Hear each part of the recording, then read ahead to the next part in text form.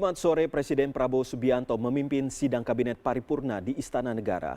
Dalam sidang ini ia menyebut tidak masalah indeks harga saham gabungan naik turun asal pangan tetap aman. Ia pun sempat berkelakar bahwa hanya segelintir menterinya yang khawatir saat IHSG berada di zona merah beberapa waktu lalu. Presiden Prabowo menyebut sidang kabinet paripurna ini untuk membahas persiapan pemerintah jelang Hari Raya Idul Fitri. Ia pun menekankan stok dan harga pangan di masyarakat harus terkendali. Prabowo menilai tidak masalah IHSG naik turun asal stok pangan yang jadi prioritas tetap aman jelang Idul Fitri. Ia pun mengabsen menteri-menterinya yang khawatir saat IHSG anjlok dan BEI menghentikan perdagangan sementara. Ia menyebut nama Menteri Perumahan Rakyat Marwarar Sirait serta Menteri Kelautan dan Perikanan Wahyu Sakti Trenggono. Harga saham boleh naik turun, pangan aman, negara aman. Sudah.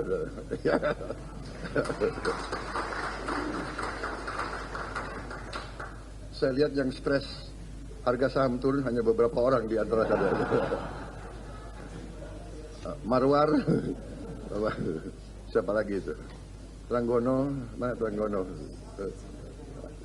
Trenggono. Oh, duduk sebelahan itu. Ini mana lagi ya? Kalau Budiman enggak, Budiman tenang aja karena enggak punya saham dia.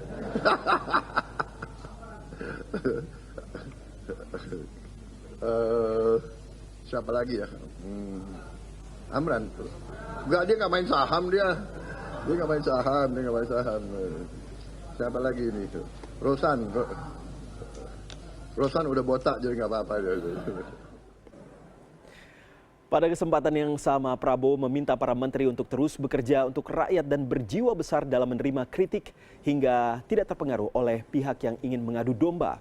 Salah satu yang dibahas mendalam oleh Presiden Prabowo adalah soal program sekolah rakyat yang rencananya akan dibangun sebanyak 200 sekolah dari mulai level sekolah dasar hingga sekolah menengah atas dengan tujuan yang disebut Prabowo untuk memutus mata rantai kemiskinan keluarga miskin di Indonesia.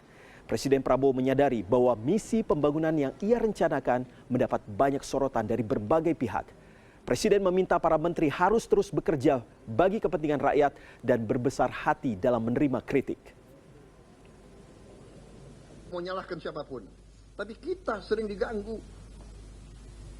Kita harus sekarang belajar dari sejarah. Kita harus belajar. Dan sekarang kita semua unsur harus berjiwa besar. Kita atasi perbedaan dengan musyawarah. Kita terima kritik dengan besar hati.